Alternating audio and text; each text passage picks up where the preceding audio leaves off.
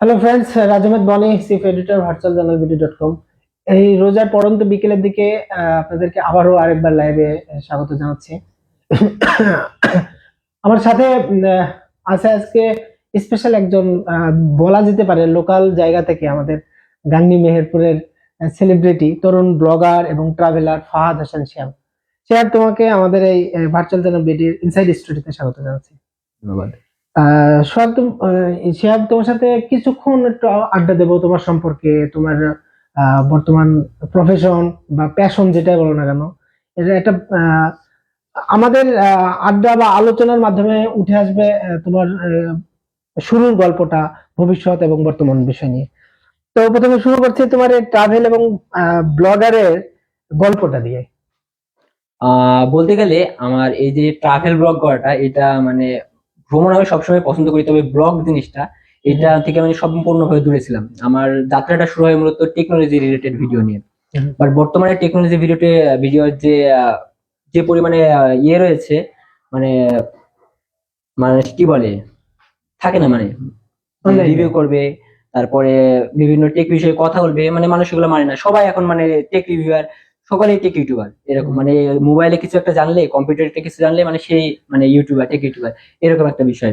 দেন আমি একটি পাশাপাশি এটা মানে এই চ্যানেলটি খোলা ছিল বা এই পেজটি খোলা ছিল, তার পাশাপাশি মূলত ব্লগ কয়েকটা আপলোড করতাম। দেন টেক ভিডিও সম্পূর্ণ বাদ দিয়ে এখন সরাসরি ট্রাভেল ব্লগের দিকে। ট্রাভেল ব্লগ এটার সাথে সাথে তো কমার্শিয়াল বেসড, মানে কিছু টিভিসি দেখছি যে লোকাল জায়গা থেকে, যেমন ইলেকট্রনিক্স সিঙ্গারের ওইটা করলাম, এর আগে কার্নিভালের একটু দেখছি, সায়েন্স স্কোয়াড করলাম।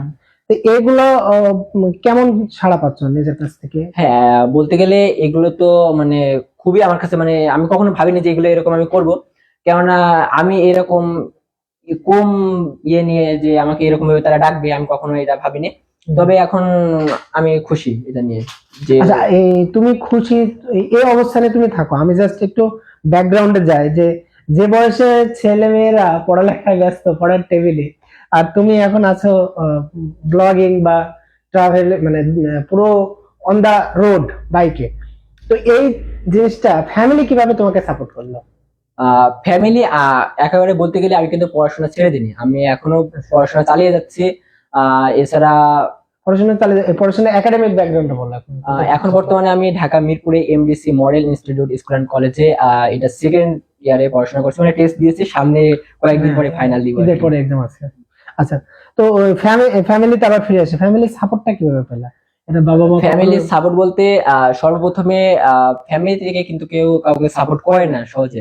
তবে আমার একটা কথা, সেটা হচ্ছে যে যে যেটাই করুক না কেন, যদি সেটা নিয়ে কোনো কিছু করা সম্ভব হয়, সে যদি তার ফ্যামিলিকে সঠিকভাবে বোঝাতে পারে, অবশ্যই সেখান থেকে সে ফ্যামিলির কাছ থেকে অবশ্যই সাপোর্ট পাবে। এখানে পড়াশোনার বর্তমান অবস্থাটা তুমি বললা, কিন্তু যে ফ্যামিলিকে ম্যানেজ করার কথাটা বললা, কিন্তু এখানে ফাইন্যান্সের কোনো বিষয় আছে যে হ্যাঁ, তুমি এটা যদি অবশ্যই। ফ্যামিলিকে সাপোর্ট করতে পারো না পারো, নিজের খরচটা হয়ে যাচ্ছে, তাহলে আমার মনে হয় ফ্যামিলি না করার কোনো কথা না, হ্যাঁ। তো সেই জায়গা থেকে একটু বলো যে হ্যাঁ, আব্বু আম্মু এবং ফ্যামিলি যারা আছে তারা পড়াশোনার পাশাপাশি তোমাকে কিভাবে হেল্প করছে মেন্টালি? এক কথা, সব দিক থেকে আমার আব্বু আম্মু, আমার ফ্যামিলি সব দিক থেকে আমাকে সাপোর্ট করে। এবং যে কথাটা না বললেই না, আমি যখন ফার্স্টে, আমি কিন্তু এসএসসির আগে কয়েকটা ভিডিও জাস্ট আপলোড করছি। তারপরে তখন আব্বু আমাকে বললো যে তুমি এসএসসিটা দিয়ে না, তারপরে তুমি রেগুলার ভিডিও বানাও। দেন আমার পরীক্ষা চলাকালীন আমার সম্পূর্ণ ক্যামেরা সেটআপ যা কিছু লাগে সম্পূর্ণ সে ম্যানেজ করছে। দেন আমি ভিডিওতে করছি। এটা নিয়ে মানে কি বলবো, আমার ফ্যামিলি থেকে 100% সাপোর্ট পাই। এই সাপোর্টটা কিন্তু সবাই পায় না, না, আসলে পাই না। আর সাপোর্টটা পাওয়ার পরে তুমি এখন যে ট্র্যাকে আছো, এটা কি রাইট ট্র্যাক মনে হচ্ছে? না, আমি বলবো আমাকে অনেক আরো করতে হবে। আমি এখন করতে গেলে কিছুই না, আমি এখন জাস্ট বিগিনিং, শুরু করছি, বিগিনার, তাছাড়া কিছুই না। আমি জানি যে কিছুদিন আগে তুমি পাসপোর্ট হাতে পেলা, এটা আমার লাস্টের দিকে ছিল যে ভবিষ্যৎ পরিকল্পনা কি, ওইটা আসবো। তার আগে একটু বলি, সেটা হচ্ছে ফাহাদ ট্রাভেল ও ব্লগ, এটা তোমার হবি থেকে প্যাশনে আসলো না প্যাশন থেকে হবিতে যাচ্ছে? এটা আমি বলবো আমার নেশা। কোনো কিছু বলবো না, প্যাশনও বলবো না, কিছুই বলবো না, এটা আমার নেশা। আচ্ছা, নেশার জায়গা থেকে নেশার জায়গা থেকে এটা প্যাশনে আসবে একটা সময় তখন। হয়তো আচ্ছা, এই ফাইন্যান্সের এই সোর্সটা কিভাবে আসছে তোমার? যে টিভিসি গুলো করছো এগুলো দেখা যাচ্ছে হিউজ ভিউ হচ্ছে, এই জায়গা থেকে sorry। এই যে এই জায়গা থেকে মানে ইউটিউব চ্যানেল এবং ফেসবুক ভেরিফাইড করার পরে যে আর্নিং সোর্সটা এটা তো রেজিস্ট্রেশন করা আছে নাকি? হ্যাঁ, এটা অবশ্যই অ্যাড করা আছে। হুম। আর টাকা পয়সার দিক থেকে আমার নিজের কিছু আছে, তারপরে ফ্যামিলি থেকে তো অবশ্যই সাপোর্ট পাই আর কি, আব্বু। তাছাড়া আমি কয়েকটা কি মেঘনার তোমার যে ইয়ে করা হ্যাঁ, আছে, মেঘনার সময় মেঘনার সময়, হ্যাঁ ওরা বেশ ভালো একটা রিভিউ করছে তোমার প্রতি, তোমার উপরে। এটা পজিটিভ সাইড। কিন্তু আমার মনে হয় গাংনীর বা মেহেরপুরের লোকাল জার্নালিস্ট যারা আছে তারা একটু নজরে আসবে তোমাকে। ইনশাল্লাহ। হ্যাঁ, দোয়া তো রাখবো। আমি এখানে আরেকটা প্রশ্ন অ্যাড করি, সেটা হচ্ছে Sorry। এই তোমাদের এই বয়সে যারা টিনেজার বা জেন জি, তারা বিভিন্ন ভাবে অ্যাডিক্টেড। হ্যাঁ। ওরা ড্রাগ অ্যাডিক্টেড কিছু হচ্ছে বা অন্যান্য ধরনের নেশাতে অ্যাডিক্টেড হয়ে যাচ্ছে, কিন্তু তোমার এটা হচ্ছে ভিন্ন ধারার একটা ডাইমেনশন নিয়ে আসছো। সোশ্যাল চেঞ্জ কি নিয়ে আসা পসিবল এই জায়গা থেকে? মানে তুমি তোমার ট্রাভেল বা ব্লগিং করছো, ইচ্ছা মতো ঘুরছো ফিরছো, খাই দাই ঘুরি, এরকম একটা বিষয়। আবার অনেকে আছে যে যারা ড্রাগ অ্যাডিক্টেড, মানে সিগারেট খাচ্ছে, অন্য অন্য নেশাও তাদের সাথে আছে। তো এই জায়গা থেকে তোমার সোশ্যাল চেঞ্জটা কি নিয়ে আসতে চাচ্ছ? যে না ভাই তুই স্মোক করিস না, তুই অন্য কোনো বইয়ের নেশা আয়, তুই ব্লগিং কর, ট্রাভেল কর। হ্যাঁ, এখন একটা কথা বলি, সেটা হচ্ছে এই যে নেশার বিষয় যেটা, এক একজন এক একটা। কেউ কিন্তু এখন বর্তমানে কিন্তু প্রচুর পরিমাণে গেম খেলে, গেম খেলেও কিন্তু অনেক কিছু করা সম্ভব। এর সাথে অনলাইন জোয়ারও একটা বিষয় আছে। হ্যাঁ, যেমন আমার অনেকে পরিচিত রয়েছে, তারা কিন্তু জোয়া হয়েছে। আমার ফ্রেন্ড সার্কেলে আমার বেস্টমেট অনেকে, মানে ওই যে ট্রেডিং যে বিষয়টা, ট্রেডিং বিষয়টা কিন্তু এত সহজ না, যেটা আমি যতদূর জানি। টাকা করছে, ইনভেস্ট করছে, দেন করছে, গ্রুপ থেকে এটা ওটা বলছে, হ্যাঁ এটা আমি এই টাকা ইনকাম করবো, দেন কয়েকবার প্রথমবার কোনোভাবে লোভ দেখিয়ে পরে শেষ, এরকম আর কি। আর নেশার যে বিষয়টা, এই তাদেরকে ফিরিয়ে আনা, মাদকের বিষয়টা খুব টাফ। মানে ফিরিয়ে আনা অনেক টাফ আর কি বলবো আমি। তবে তারা যদি এই যে ট্রাভেল বিষয়টা, ট্রাভেল যদি কেউ করে, আমি বলবো সহজে কেউ ওই যে ড্রাগ, তারপরে যেটাই বলেন না কেন, নেশা জাতীয় দ্রব্য যেগুলো রয়েছে, সেগুলোতে সহজে মানে আসক্ত হবে না আমি যতদূর মনে করি। তবে গেমের যে বিষয়টা রয়েছে, গেমে কিন্তু অনেকজন আসক্ত। আমার ফ্রেন্ড সার্কেলে যাদের বলবো, গেম খেলেও কিন্তু অনেক কিছু করা সম্ভব হচ্ছে। যেমন অনেক গেমার রয়েছে আমাদের। তবে আমার মেহেরপুর জেলায় গেমার পরিচিত তেমন ইউটিউবার আমি দেখছি না, বাট কুষ্টিয়া আমার আশেপাশে অনেকে কিন্তু পরিচিত রয়েছে আর কি। তো তারা কিন্তু গেম খেলে অনেক কিছু করছে আর কি। যেমন আমি যত টুর্নামেন্ট হয় নাকি, এভাবে অনেক কিছু করছে। এটা একটা আমি বলবো সাইড ইফেক্ট ব্যাড, বাট যে চ্যানেল থেকে বা থেকে বিভিন্ন ভাবে যে তারা আর্নিং করছে, এটা ভালো। তবে প্রচুর পরিমাণে যে আসক্তের যে বিষয়টা, আমি বলবো এটা দিন দিন বেড়ে চলেছে, কমার আমি কোনো দেখছি না। আচ্ছা, এটা আমার মনে হয় পজিটিভ একটা সাইন যে ইয়াং জেনারেশনরা যারা আছে তারা রাইজিং স্টার ভিন্ন ভিন্ন ক্ষেত্রে। যেমন তুমি এটা বেছে নিচ্ছ যে আহ, আমি ট্রাভেল করব, ব্লগিং করব, টিভিসি করব। আবার কেউ বুকস নিয়ে আসে, বুকস রিভিউ করে। তারপরে আরো বিভিন্ন ধরনের জেনারেশনরা, ওরা পলিটিক্যালি ইনভলভ না হয়েও কিন্তু সোশ্যালি খুব সুন্দরভাবে তারা লাইফ লিড করছে। তো সেই জায়গা থেকে তোমার এখানে আমার একটা প্রশ্ন ছিল যে তোমার ভবিষ্যৎ পরিকল্পনা কি? কিছুদিন আগে তো তুমি পাসপোর্ট পাইলা, দেশে দেশের হিস্টোরিক্যাল প্লেস গুলো ঘোরার পরে কি বাইরের প্ল্যানিং আছে সাবকন্টিনেন্ট, মানে হ্যাঁ, এটা অবশ্যই। এটা যদি বলি অনেক লং একটা গল্প হিসেবে, তো বলি গল্পটা আমরা শুনতে আগ্রহী তোমার মুখ থেকে। যেমন এই কথা মতন হচ্ছে, বলো। বাংলাদেশে বর্তমানে ঘোরার জায়গা কিন্তু আমরা বাঙালি যারা মনে করি, এটা কিন্তু অনেক কম মনে করি। না, কম ঠিক না। 65টা জেলার 65টা হিস্টোরিক্যাল প্লেসই আছে। হ্যাঁ, আছে, কিন্তু বাংলাদেশে যে মানুষরা রয়েছে, তারা মনে করে কক্সবাজার, কুয়াকাটা, সুন্দরবন, এইগুলাই, সেন্ট মার্টিন, এইগুলাই। কিন্তু প্রত্যেকটা জেলায় যে হিস্টোরিক্যাল প্লেস গুলো আছে, এগুলো কিন্তু কেউ ঘুরে দেখতে সহজে চায় না। এই যে 4-5টা যে নাম শুনছে, এগুলাই বারবার ঘুরে ফিরে এটাই শেষ। কিন্তু আমাদের বাংলাদেশে যে প্রচুর পরিমাণে যে ঘোরা জায়গা রয়েছে, এটা হয়তো মানে জানে, তবু কেউ মানতে চায় না। তবে আমার যেটা ইচ্ছা রয়েছে, আমি খুব শীঘ্রই, মানে এই যে কিছুদিন আগে আমার কিন্তু ক্যামেরা, মোবাইল, একসাথে আমার সম্পূর্ণ ব্লগিং সেটআপটা চিন্তা হয়েছে ঢাকা বটানিক্যাল গার্ডেন থেকে। তো ঈদের পর থেকে আমি মনে করছি যে আমি রেগুলারিটি মেনটেন করব। তবে এখন যেহেতু বিভিন্ন প্রমোশনাল এর দিকে রয়েছি, আর যেটা না বললেই না, এই যে ব্লগিং এর যে বিষয়টা, এটা কিন্তু যদি রেগুলার না করি তাহলে কিন্তু সহজে ইয়ে হয় না আর কি, অল টাইম একটা টাইম লাইনে এর থাকতে হয়। থাকতে হয়।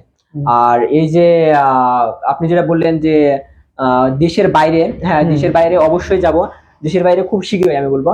কেননা আমার এই যে বছরের ফার্স্টের দিকে যাওয়ার কথা ছিল, তবে আমার এক্সামের কারণে আমি যাইতে পারিনি। তবে ভেরি সুন ইনশাল্লাহ দেশের বাইরে যাব। দেশের বাইরে তুমি প্রথমে চুজ করবে কোনটা, ইন্ডিয়া? আহ আমি চয়েস লিস্টে কয়েকটা রাখছি, তার ভিতরে ইন্ডিয়া একটা, নেপাল একটা, ভুটান রয়েছে। যদি যদি ইন্ডিয়া এদিকে যাই, ইন্ডিয়া দিকে যদি যাই তাহলে হ্যাঁ। ইন্ডিয়া, নেপাল, ভুটান, এটা মনে করেন তিনটা আমি ইন্ডিয়া খুঁজছি। ভিসাটা পেলে ইজিলি ভুটান এবং নেপালটা ট্যুর করা যায়। আর আমার মনে হয় এই বাংলাদেশে তোমার মতন তরুণ যারা ব্লগার এবং ট্রাভেলার আছে, আমার মনে হয় প্রতিটা জেলায় ডিস্ট্রিক্ট লেভেলে যে হিস্টোরিক্যাল প্লেস, মুক্তিযুদ্ধ জাদুঘরগুলো, বৌদ্ধভূমিগুলো, এগুলো যদি একটু রিভিউ করা যায়, আমার মনে হয় এই আমরা যে এখন পলিটিক্যাল ক্রাইসিসের মধ্যে যাচ্ছি, ইন্টারিম গভর্নমেন্ট চলছে, সাথে সাথে সেনাবাহিনী ফিল্ড মাঠে আছে, তারপরে বিএনপি এবং জামাত তাদের মতন তারা রাজনীতি করছে, এই জায়গায় পলিটিক্যাল একটা ক্রাইসিসের মুডেও যাচ্ছে, সাথে সাথে যারা আম, মানে নিট অ্যান্ড ক্লিন ইমেজে তোমার মতন যারা ইয়াং জেনারেশন, ওরা কিন্তু বাইরে ভিসা পাচ্ছে না এখন। এটা একটা ব্যাড এফেক্ট। তো আমার মনে হয় এটা খুব দ্রুত কাটিয়ে আসবে, কাটিয়ে আসার পরে আমাদের দেশটাকে রিপ্রেজেন্ট করছো তোমরা, তারপরে না বাইরে গেলা, আমার মনে হয় দেশটাকে আগে হ্যাঁ, আমি আগে priority দেশে দেওয়া ইয়ে উচিত। করবো। মূলত আমি এই যে এগুলো রাখছি চয়েস লিস্টে, এবং তার পরবর্তীতে ওইগুলো যদি আমি না যাই ইন্ডিয়াতে কোনো কারণে, তাহলে আমি অবশ্যই চাইনাতে ঢুকবো, চাইনা মানে ব্লগ করার জন্য ইয়ে হবে, কারণ চাইনা আচ্ছা, আরেকটা বলি, সেটা হচ্ছে মিস্টার লাইজু নামে একটা ব্লগার, তো লাইজু না, মিস্টার লাকছু। লাচ্ছু লাচ্ছু কে জানে? হ্যাঁ, আমার বাংলায় পরিচিত, তার সাথে বাংলায় আমার কথা লাইজু হয়। বলে। ও ও আমাদের মেহেরপুরের মুক্তিযুদ্ধ জাদুঘর বলতে মুক্তিযুদ্ধ মুজিবনগর কমপ্লেক্স, আমজুপি নীলকুঠি, আর হচ্ছে বৌদ্ধভূমি যেটা আটকবর, মেহেরপুরের পাশেই আরেকটা করছে সে সারবাটির এটা। হ্যাঁ। ও কিন্তু বেশ ভালো একটা রিভিউ দিছে। তো এই এই যারা ব্লগে তোমাদের সাথে আছে, সিনিয়র জুনিয়র বা সেম ক্যাটাগরি যারা আছে, ওদের সাথে তো নিয়মিত কন্টাক্ট হয় তোমাদের, হ্যাঁ, আমার এবং মিউচুয়ালি তোমরা ওদের সাথে অ্যাড হয়ে আলাদাভাবে আমরা চাইলে কোলাবোরেশন করতে পারি। যেমন আমাদের মেহেরপুর জেলার এমডি ফিস ব্লগার নাম্বার 1, তারপরে এই যে আরো একজন রয়েছে মেহেরপুরের, আর চুয়াডাঙ্গা রয়েছে, তারপরে যার কথা বলেন মিস্টার লাকসু ভাই, তার সাথে কথা হয়, তাদের বলতে গেলে মাঝে মাঝে কথা হয় তাদের সাথে ফোনে। আচ্ছা। আরো বিভিন্ন ইউটিউবার রয়েছে, কে আচ্ছা, করে দিতে কাজ করে তাদের সাথে। ইন্টারন্যাশনালি তোমার কার বেস্ট আইকন বা ট্রাভেলার মনে হয় যে তোমার কাছে তাদের একটু, যেমন ডিসকভারি ও ডিসকভার চ্যানেলে বেশ কয়েকজন আছে, ওরা খুব সুন্দরভাবে ম্যান ভার্সেস ওয়াইল্ড হ্যাঁ, এই ধরনের ইয়েতে, তবে আমি ইন্টারন্যাশনাল কন্টেন্ট গুলো সেভাবে দেখি না আর কি। আমার মনে হয় আমি এগুলো international- তো ইংলিশ সং গুলা শুনি, বাট ইন্টারন্যাশনাল যে ব্লগ গুলো মাঝে মাঝে এডিটিং পারপাসে এগুলো দেখা হয়, তবে কোনো চয়েস লিস্টে কোনো চ্যানেল সেভাবে নাই আমার। আচ্ছা, তোমার পার্সোনাল ক্যাটাগরি কি কি আছে আমাকে একটু বলো, বা দর্শকদের যদি বলো যারা ক্যাটাগরি বলতে ক্যাটাগরি বলতে তোমার ট্রাভেলের ক্ষেত্রে শুধু যে হিস্টোরিক্যাল প্লেস এবং মানে আমি কোনগুলো নিয়ে মানে ব্লগ করতে ইচ্ছুক বা চাই হচ্ছে, কোনগুলো চয়েস আছে? বলতে গেলে প্রাকৃতিক বিষয়গুলো আছে, সমুদ্র এগুলো তো, তারপরে পাহাড় এগুলো চলে যাচ্ছে। তারপরে হিস্টোরিক প্লেস গুলা আমি দেখছি যে বাংলাদেশে যে ট্রাভেলার রয়েছে তারা কিন্তু শুধু ওইগুলো নিয়েই করে, বাট যে বিভিন্ন ধরনের হিস্টোরিক্যাল প্লেস রয়েছে, যেমন লাকসু ভাইয়ের কথা বলেন, সে কিন্তু সুন্দরভাবে প্রত্যেকটা প্লেস, প্রত্যেকটা জেলার যেগুলো হিস্টোরিক্যাল প্লেস রয়েছে সেগুলো কিন্তু তুলে ধরছে, মানে আলাদা আলাদা আলাদা আলাদা, মানে এক ভিডিওর ভিতরে দেখাচ্ছে, তবে কিন্তু আলাদা আলাদা স্পেসিফিক ভাবে দেখাচ্ছে। তবে আমি যা দেখছি যে অন্যান্য যে ট্রাভেল ব্লগার রয়েছে তারা কিন্তু জাস্ট ওই যে পাহাড় সমুদ্র এগুলো নিয়ে পড়ে থাকে, তবে আমাদের দেশে আরো অন্যান্য হিস্টোরিক্যাল প্লেস আছে এগুলো কিন্তু তুলে ধরছে না। আর অন্যান্য বলতে তুমি কি পাহাড়িদেরকে বোঝাতে চাচ্ছ? না না না, মানে অন্যান্য বলতে মানে অন্যান্য যারা ব্লগার রয়েছে তারা কিন্তু সবসময় দেখি যে সমুদ্র পাহাড় এই ধরনের নিয়ে পড়ে থাকে, বাট যে হিস্টোরিক্যাল প্লেস গুলো রয়েছে সেগুলো কিন্তু সেভাবে মানে তুলে ধরে না আরকি। তো আমার ইচ্ছা আছে ওইগুলা, এবং সাথে সাথে তো যেটা পাহাড় সমুদ্র এগুলো তো অবশ্যই থাকবে। মানে যে কিছুদিন আগেই চট্টগ্রামে আমি গেছিলাম, চট্টগ্রাম সাজেক, মানে এগুলো মানে খুব শীঘ্রই আমি আবারও যাব, ইচ্ছা আছে খুব শীঘ্রই ইনশাল্লাহ, ঈদের পরেই। ঈদের পরে বলছো? আমি আমার কোশ্চেন একটা ছিল যে ঈদের স্পেশাল প্রোগ্রাম কি? তুমি যেহেতু মেহেরপুরে বা গান্ধীতে থাকছো এলাকায়, তো ওই স্পেশাল কোন প্রোগ্রাম রাখছো নাকি সামনে ঈদকে কেন্দ্র করে? ঈদকে মানে সায়েন্স স্কোয়াড দেখলাম যে হ্যাঁ, এটা এটাতে তারা তো মূলত আছো। ঈদের তৃতীয় তৃতীয় দিন দিন। অথবা পঞ্চম দিনে তারা করতে পারে, যদি কোনো প্রবলেম না হয় অবশ্যই তারা তৃতীয় দিন করবে। সায়েন্স স্কোয়াডের যে সায়েন্স অলিম্পিয়াড 2025 এর যেটা, তো আমি বলবো এখানে ফ্রি প্রমোশন, যে চাইলে জয়েন করে নিতে পারেন। তবে এখন আগে ছিল 99 টাকা, বাট এখন কিন্তু ছাড় দিয়ে তারা 70 টাকায় মাত্র রেজিস্ট্রেশন রেজিস্ট্রেশন ফিস করছে। করছে। তো আপনারা চাইলে কিন্তু জয়েন করতে পারেন। এবং তোমার একটা প্রোমো কার্ড আছে, ওটা সব হ্যাঁ। ভালো। না, প্রোমো কোড না, এটা জাস্ট এখন ডিসকাউন্ট অলরেডি চলছে, তো 70 টাকা সবাই করতে পারবে। আচ্ছা, 70 টাকা দিয়ে রেজিস্ট্রেশন করতে পারবে। আচ্ছা, যে কোনো। ফাহাদ, আমি তোমার টিমটা কে নিয়ে একটু কথা বলতে পারি, কারণ হচ্ছে ট্রাভেল এবং ব্লগিং একা পসিবল হয় না কখনো। হয় না, সেজন্য মাঝে মাঝে পসিবল করতে হ্যাঁ হয়। করতে হয়। তারপরে তোমাদের যে ফ্রেন্ড সার্কেলটা আছে, এই টিম ওয়ার্কটা যদি একসাথে করা যায় তাহলে অনেক কাজ ইজি হয়ে যায়। হ্যাঁ, যেমন আমি লাইভ প্রোগ্রাম কিছু করলে আমার সাথে তাদের কয়েকজন টিমকে নিই, যারা আমাদের জুনিয়র, আমাদের রেডিয়েন্ট দ্য আলটিমেট ড্রেস কোডের সৌজন্যে প্রোগ্রামটা করছি। আমার কাজিন সোহানুর রহমান শোভন আছে, আবির হাসান আছে, এরা আমাকে কিছু হেল্প করে। মানে আমি যখন স্টুডিওতে কাজ করি, লাইভ টক শো প্রোগ্রাম গুলো করি, তখন তোমার যে টিমটা আছে সেই টিমটাকে কিভাবে তুমি হ্যান্ডেল করো? মানে টিম নিয়ে যদি কথা বলি, আমি টিম ওয়ার্ক ছাড়া কিন্তু কাজ হয় না। হয় না।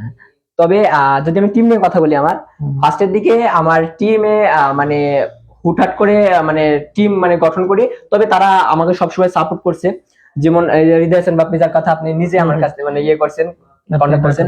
তারপরে ওই যে আরেকজন আছে যে এখন বর্তমানে অ্যাব্রোড বিদেশে আছে, এমডি ফিরোজ। তারপরে আরেকজন আছে এই যে আমাদের গাঙের পাশেই আরিস্টাকি। মূলত আমরা এই তিনজন মিলে সবসময় বাইকে ঘুরতাম, দেন মেহেরপুর জেলাকে এক্সপ্লোর করতাম। দেন আমি তো পড়াশোনার পারপাসে গাঙে থেকে ঢাকাতে শিফট করি। তো তখন মানে সেরকম ভাবে তো টিম ওয়ার্ক করা সম্ভব হয় না। তো তখন আমার একটা ফ্রেন্ড, মানে আমার ফ্রেন্ড না, মানে আমার আব্বুর ফ্রেন্ড, তার সাথে আমি মূলত ঘোরা শুরু করি। এমনি সোহেল রানা, যার নাম। তো এইভাবে ইয়ে করতে থাকে। তারপরে মাঝে মাঝে আমি একাই চলে যেতাম কোথাও। তারপরে আর একটা কথা না বললে না, সেটা হচ্ছে আমি যেই জেলায় যাই না কেন, যদি আমি কোনো জেলা সম্পর্কে আমি কাউকে জিজ্ঞেস করছি, আমার ফেসবুকে ফ্রেন্ড লিস্টে আছে যে এই জেলা এখন বর্তমানে কি অবস্থায়, কোথায় কোথায় ইয়ে করা যায়, কবে আসবেন আপনি, আপনি আসেন, আমি কি করছি, মানে তারা সম্পূর্ণভাবে দায়িত্ব নেওয়ার ইয়ে করে, অনেকে এইভাবে করে আর কি। আর এখন বর্তমানে আমার টিম বলতে, ব্লগিং টিম বলতে সেরকম কেউই নাই, আবার অনেকেই আছে এরকম, মানে নাম ইয়ে করে সাপোর্টেড রোলে। যেরকম এই যে কিছুদিন আগে আমি রাজশাহীতে ঘুরে আসলাম, আমার ফ্রেন্ড, আমার মানে স্কুল ফ্রেন্ড না, মানে একসাথে টিউশনে ইয়ে করতাম। তো নাম হচ্ছে জুবাই, রাজজাবির, এরা কিন্তু সবসময় আমাকে সাপোর্ট দিয়ে গেছে। ওনাদের সাথে মানে একটা মানুষ যদি 1 ঘন্টা 2 ঘন্টা এরকম একটানা কথা হয়, এই যে দুপুরের আগে আমাকে কল দিছিল আর কি, যে কোথায়, এরকম আমি বলছি আমি এক জায়গায় যাবো, পরে কথা হবে। এইটা মানে ওরা সবসময় মানে যেই জেলায় যায় না কেন, যে যখন মানে আমার ফ্রেন্ড সার্কেল হোক বা যারা কোনো পরিচিত হোক, যে জেলায় যায় যদি বলি যে আমি আসছি, তারা সম্পূর্ণভাবে সাপোর্ট করার চেষ্টা করে। আচ্ছা, আমি সে ফাহাদ হোসেন শিহাব। শিহাব, আমি তোমাকে একটা জিনিস ক্লিয়ার, তুমি আমাকে একটা জিনিস ক্লিয়ার করো। সেটা হচ্ছে তুমি আহ, নিজের কাছে যে পছন্দের যে বিষয়গুলো সেগুলো তো করোই।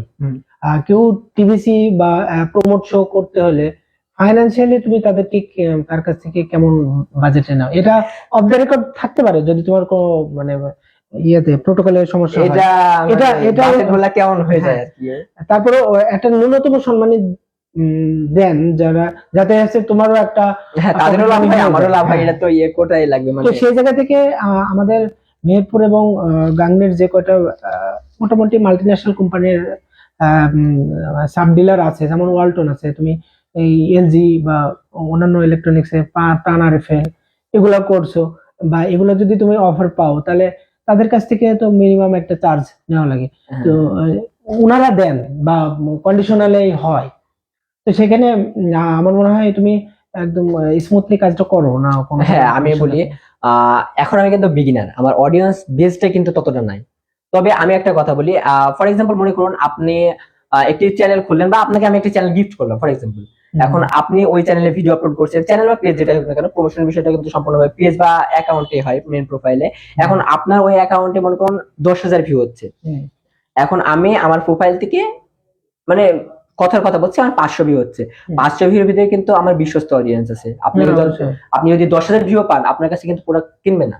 হুম। কারণ আপনাকে চিনে না, মানে Just দেখার জন্য দেখার একবার জন্য করবে। মানে দেখছে। যেরকম যেরকম সোশ্যাল মিডিয়াতে রিলস চলছে, শর্ট চলছে, যেরকম যদি কেউ অ্যাডস রান করে সেখানে কিন্তু হাজার হাজার মিলিয়ন মিলিয়ন ভিউ হয়, কিন্তু সবাই কিন্তু পারচেস করে না। তবে যদি একজন কোনো একটা কন্টেন্ট ক্রিয়েটর যদি কোনো ইয়ে করে, যদি মিনিমাম 10,000 ভিউ হয়, তখন কিন্তু সেখান থেকে ভালো রকম সেল পায় বা পরিচিতি লাভ করে। হুম। যেমন যদি সেল না পায় তাহলে কিন্তু তার একটা ব্র্যান্ডিং মানুষের কাছে পরিচিত পায়, হুম। এরকমের বিষয়টা। আচ্ছা, আমি ওই ফাইন্যান্সের টপিকটা বাদ দিলাম, নেক্সট টাইম এটা অফ দ্য রেকর্ড করা যাবে। ইনশাল্লাহ। আমি আরেকটা বিষয় উল্লেখ করতে যাচ্ছি, সেটা হচ্ছে তুমি যে শুটগুলো করো এবং নিজে ব্র্যান্ড প্রমোটের কাজটা করো অ্যাজ এ স্ক্রিপ্ট রাইটার সহ, হ্যাঁ। তো এগুলো তো তোমাকে এডিট নিজেই করতে হয় না, তোমার আলাদা কোনো টিম হ্যাঁ, আছে? আমি মানে বলতে গেলে এখন আমি বর্তমানে একজন video editor, professional video editor হিসেবে কাজ করছি। যেমন যদি বলি, world famous film director Debashis বিশ্বাস দাদা, তার যে ব্লগ ভিডিও সেটা কিন্তু আমি নিজেই edit আচ্ছা, করি। কয়দিন আগে দেখলাম যে 10-15 দিন ফাহাদ ফেসবুক হ্যাঁ, লাইভে থাকবে না, একটা এন্টারটেনমেন্টের হ্যাঁ, সাথে ওটা একটা। হচ্ছে ব্রাদার প্রোডাকশন হাউস। এটা ওই যে grand right industry brother production, এটা হচ্ছে এম আলসাব মল্লিক, আমাদের মানে আমার কাছের ভাই, তার সাথে মানে রেগুলার মানে একই ইন্ডাস্ট্রিতে আমরা কাজ করি, সকাল সন্ধ্যা মানে অল টাইম তাদের সাথে কন্টাক্ট হয় এটাই। আচ্ছা, তো ওনাদের কাছ থেকে কোনো কিছু কাজ পাচ্ছো, যে বা মিউজিক ভিডিও বা? হ্যাঁ, তাদের তাদের বিভিন্ন সময় ভিডিও এডিট, তারপরে তাদের বিভিন্ন গ্রাফিক্স এর কাজ আমি করি, তারপরে স্ক্রিপ্ট তো আমি রাইট করি। আরো আমাদের বিভিন্ন ধরনের সিক্রেট চ্যানেল যেগুলো রয়েছে, ইংলিশ কন্টেন্ট ইন্টারন্যাশনাল, আপনি দেখবেন আমার বায়োতে লেখা আছে ইন্টারন্যাশনাল। তো ওই চ্যানেলগুলো কিন্তু আমরা ইংলিশ কন্টেন্ট গুলো মানে আপাতত হাইডে রাখছি, তবে ইনশাল্লাহ ভেরি সুন আমরা এগুলা ইয়ে করবো। আর আরেকটা কথা না বললে না, সেটা হচ্ছে ঈদের পরে কিন্তু আমার বাংলা ব্লগ এবং ইংলিশ ব্লগ একসাথে দেখা যাবে। ফাহাদ হোসেন ব্লগস ফেসবুক পেজে এবং ইংলিশ ব্লগ এগুলা পেজগুলো মানে অলরেডি ওপেন করা আছে, যেহেতু কেউ সহজে যেন কেউ ইউআরএলটা না নিতে পারে।